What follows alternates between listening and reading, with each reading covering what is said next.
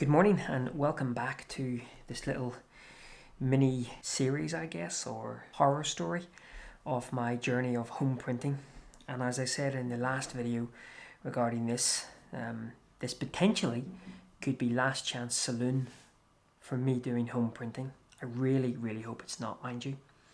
Now, we left it last time with me giving you a little bit of a backstory and saying that one of the steps now that I had to do was do a kind of a purge of the fotospeed ink flow system, and then hopefully from that things have improved from a software perspective. But first up, we need to do something with the ink flow system to purge through the ink and hopefully remove any clogs that we have. Now, the ink flow system, as I said in the last video, is actually a really good system for the Epson printers. So you get a bunch of these cartridges, or these tubs with all of the various inks in it, and the main thing is the price difference, because obviously these are 125ml bottles. I don't have the price, the detail, but to hand, but when you factor in what you would have to pay for just generic cartridges and how many times you have to change those, yes, buying the ink flow system to begin with, there's a little bit of outlay, but it doesn't take too long, especially if you're printing a lot, to recoup your costs. So from an ink flow, from an ink perspective, I would highly recommend the ink flow system. I believe it's only available for the Epson printers, but check up and see. Right, so first thing I need to do is refill these cartridges, prime them, get them back into the printer, and then we need to download some software, pay for some software, download some software, and run that. But first up,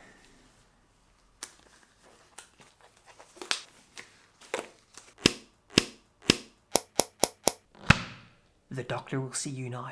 Now, just to help me along, what I did was, even though I do wash out these syringes, I just put a little mark on the top, VLM, and that is for this cartridge, VLM, which of course is the light vivid magenta. So there's a little bung on the top of these cartridges. There you go, for added effect. Now these cartridges are reasonably full because I filled them up a while ago when I went to attempt to print last time, and of course that didn't go according to plan, so I didn't use a huge amount of ink. So I'll bung this in, and we won't take a full syringe, we'll only take about half a syringe. This one certainly does look quite full. And then we'll just take this out and we'll fill it up. And we'll give it a bit of a wipey wipe. And don't forget to rebung your plug hole. Always important to rebung your plug hole. And then that can go in here, ready for stage 2. It's a messy job. All of the ink cartridges filled and primed. You also get a little priming syringe, and on the bottom of the cartridge you can just suck a little bit of ink to the tip. But before we do any of that, what we need to do is the chips. So obviously what this charging process is going to do, I think it's going to flush through a full ink cartridge through the system. And so what the printer will then figure out, well, the printer will then say is, well, that ink cartridge is done.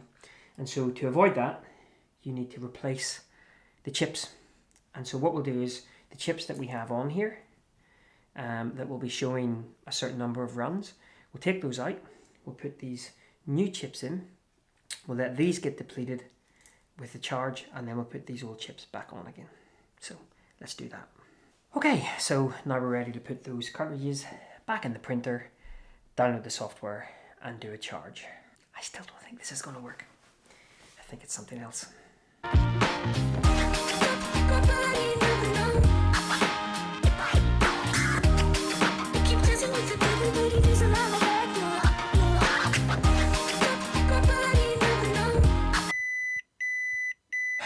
Okay, so I forgot actually, when you put the new chips on and start the printer up, for some reason it doesn't want to recognize those chips. So what I ended up having to do, and I'm not sure whether this is a bug or whether this is something else, I'm not going to get them out now, but I have still the old 90% used old standard Epson inks that came with the with the printer. So what I did was I took those cartridges and put them in, loaded the printer up, all was fine, and then I put my cartridges back in again with the Epson ink, or sorry, with the Photospeed ink, and with the replaced chips on. And as you can see, it turns around and says you're not using genuine cartridges or whatever. You can just hit proceed, and that works. So we now are in a position where the cartridges have been loaded with new ink, primed, the chips have been replaced. We now have the printer registering that we have full cartridges, so I should be able to blast all of that through in this ink charge. And all to print out a picture of I don't know, probably something rubbish. Right, so much longer than I thought that was going to take. Lots of reasons going on, not least I didn't have a direct cable. I also don't use Windows, I use a Mac, and this software is only available on Windows, so I had to boot up my old desktop PC and go rummaging around for a cable somewhere. But we finally made it. Downloaded the software, it's $20. And now apparently you just click a few buttons and it does an ink charge. Chances of this working? We'll see. So there's a couple of options here. We use the particular adjustment mode, and then from within that there's an option for ink charge.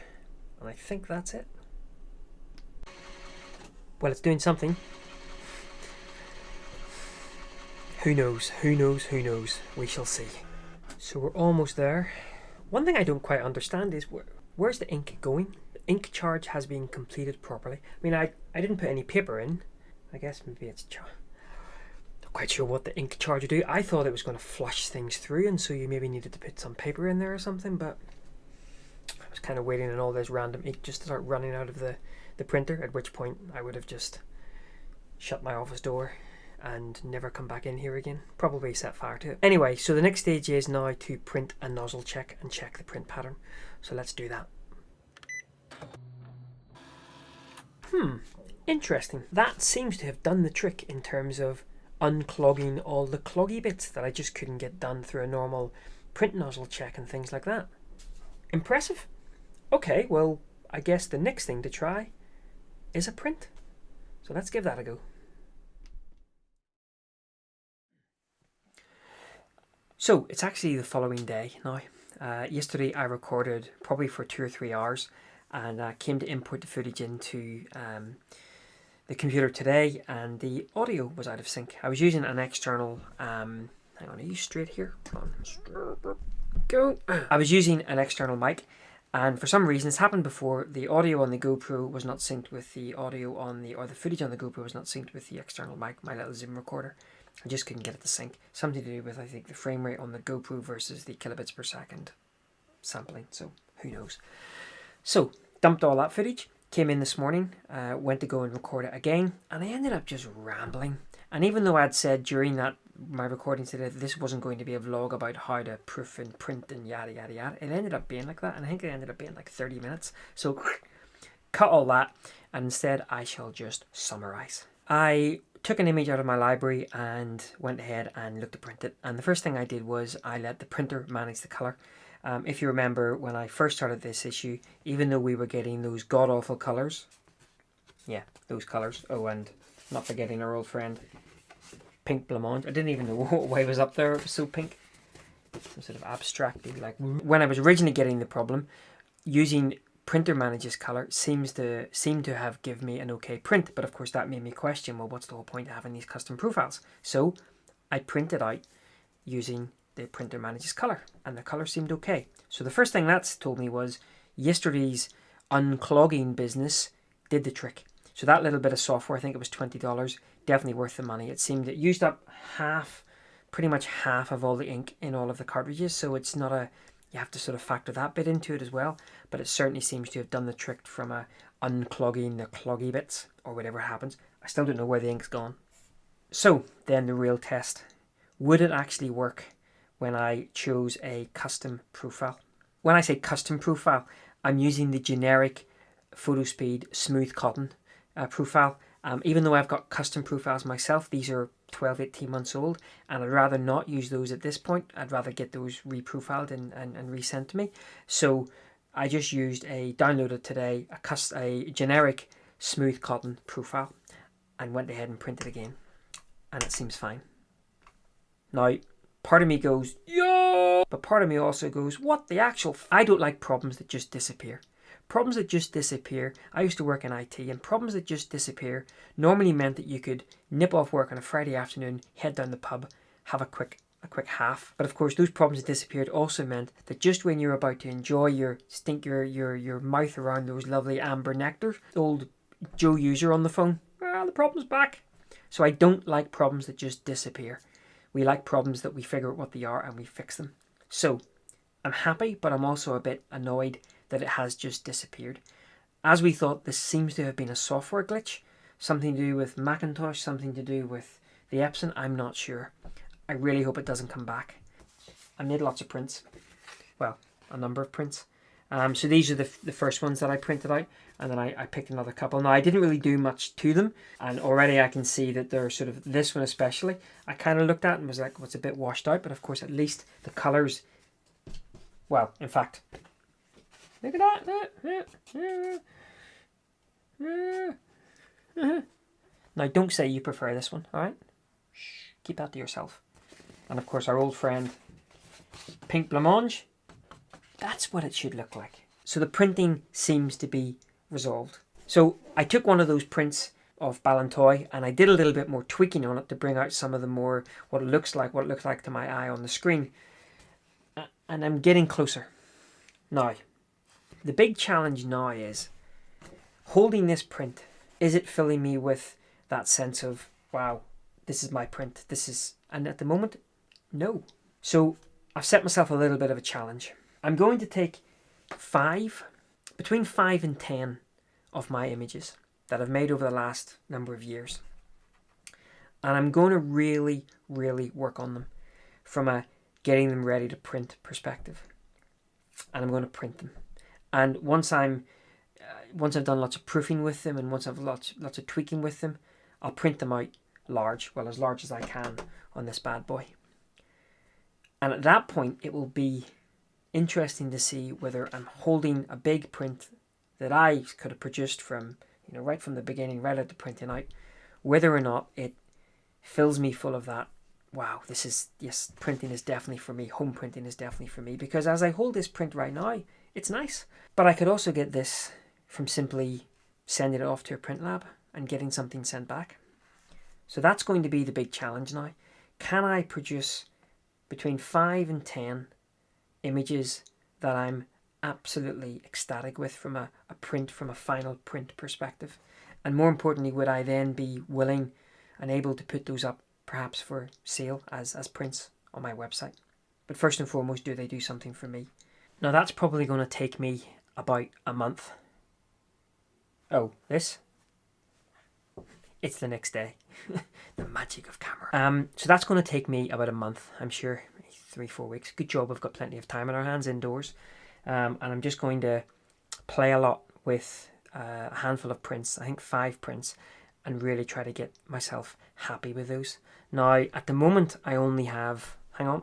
Now, I talk about printing big. At the moment, I'm a bit limited in terms of what I can print big. I have lots of test paper, smooth cotton and platen etching, things like that. But in terms of printing very big, I only have the platinum burrata, which I actually quite like. It's quite a nice glossy image, so that's a possibility. I also have platinum burrata in A3 quality, or A3 size. And I also have, well actually this is the A3 test pack, etching gloss, burrata, cotton, smooth cotton, smooth pearl, PF gloss, luster and matte ultra. So I don't have a huge amount of selection in terms of printing big, so it may be testing some prints on the platinum burrata, very large, and then maybe seeing whether I can do a couple of A3 test prints on something else, but we'll see where we go. Alright guys, well I hope you've enjoyed this little mini-series. There will be a third video in this series, but it probably won't be, as I say, for maybe 3-4 weeks as I sort of get those printouts, and I think that will be when I decide finally whether home printing is definitely for me. I'm certainly going to be printing quite a few images over the next couple of weeks, so the old printer will get a good workout, so it'll be interesting to see whether that problem rears its head again. But for now, I'm going to head off. I'm going to grab myself a cup of tea, and then I think I'm going to come back in here and I'm going to fire off a couple more prints and have a little bit of a play. So the jury's still out. For me, what I'm looking for now, great that we've got the actual printer working. For me, what I'm looking for now is a real emotional attachment to the final image, the final printed image. But I guess that's a vlog for next time. Take care, guys. Catch up again soon. Bye-bye.